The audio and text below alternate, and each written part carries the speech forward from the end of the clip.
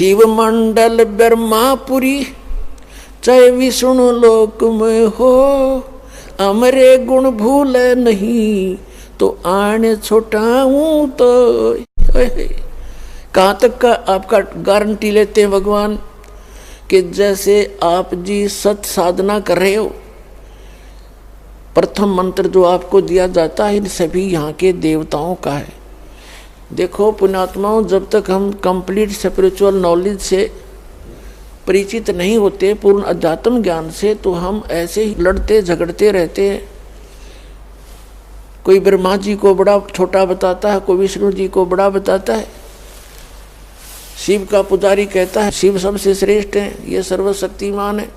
तो ये बालकों वाली लड़ाई है, बच्चों वाली अज्ञानता की, अबोधता की।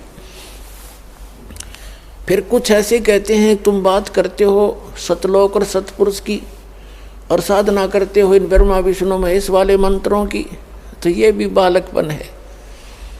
देखो, हम चाहे प्रधानमंत्री के हम साथी हैं, मित्र हैं मान लीजिए, और हम रह रहे हैं उस देश में, तो उस प्रधानमंत्री के सभी बच्चे, सभी मंत्री, मुख्यमंत्री और नीचे के जितने प्रशासनिक अधिकारी या कर्मचारी, ये सब उसके ही अंश हैं, उसके अंश हैं, और उनका हमने सत्कार करना है। जैसे आप जाओगे किसी भी तहसीलदार के पास या एसडीएम के पास या डिप्टी कमिश्नर के पास, और आप ये कहोगे जी मैं उनका मित्र हूँ प्रधानमंत्री जी का और मेरा ये काम है, तो काम तो उन्होंने वो करना है, वैसे भी आम नागरिक का भी वही करेंगे, और वो भी एक आम नागरिक ही है, बेसिक मित्रता उसकी उसके साथ है। तो उनसे एक अच्छा शिष्टाचार से पेश आना एक अच्छे नागरिक का वैसे ही परम कर्तव्य है। और उनको ये पता लग गया कि प्रधानमंत्री का व्यक्ति है, तो 2 मिनट में काम करेगा और चाय साथ पिलाओगा, तो इतना अंतर आपके पास हो जाएगा। तो काम हमारा इन्होंने ही करना है, ब्रह्मा विष्णु महेश यहाँ के प्रबंधक हैं। अब इनसे विरोध करना भी परमात्मा की आत्मा को ही दुखाना है। जैसे कोई किसी के साथ जाकर खसता है और मित्र कहता प्रधानमंत्री को, उसके पास शिकायत जाएंगी जी आपका आदमी आया था, काम तो मैंने कर दिया पर बोलिया बुंडा, तो प्रधानमंत्री भी मित्रता छोड़ देगा उससे कि भाई तू बकवाद करता है। तो पुण्यात्माओं, परमात्मा ने कहा है कि तिनका कभू ना नींद ये जो पाँव तले हो, और कभी उड़ आँखों पड़े वो पीड़ घनेरी हो। यानी सबका सत्कार करे, प्यार से रहे, यथोचित सबको सत्कार दे जिसका जितना अधिकार है।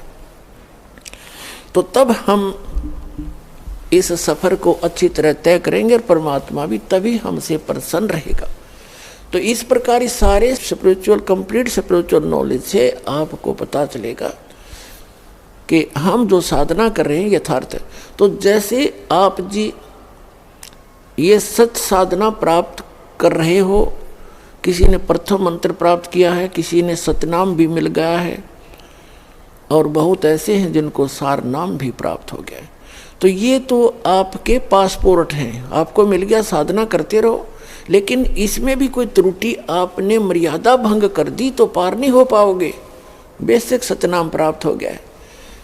कबीर साहब कहते हैं कि पाकी खेती देखकर गर्भियो मत किसान, अब हूँ झोला बहुत है घर आले तब जाने।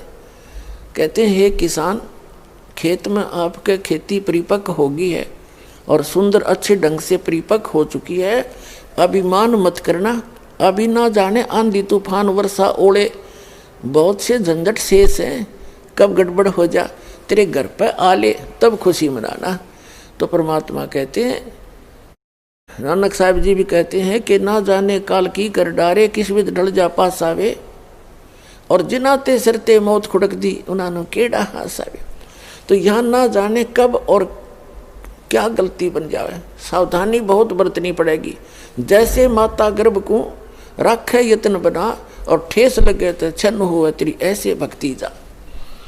जैसे किसी बहन, किसी माई को, बेटी को गर्भ रहता है तो उसको ही पता है उस लाल को, उस गर्भ रूपी लाल को कैसे सुरक्षित रखना है।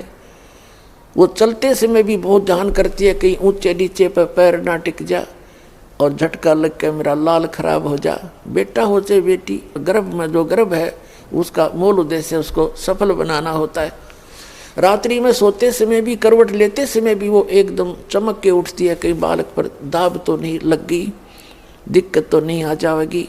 तो इस प्रकार परमात्मा कहते हैं इस सद्भक्ति रूपी लाल को, इस गर्भ को ऐसे संभाल के रखना जैसे माता गर्भ को रखे यत्न बनाए और ठेस लगे तो अक्सीन होए, तुम्हारी ऐसे भक्ति नसाए।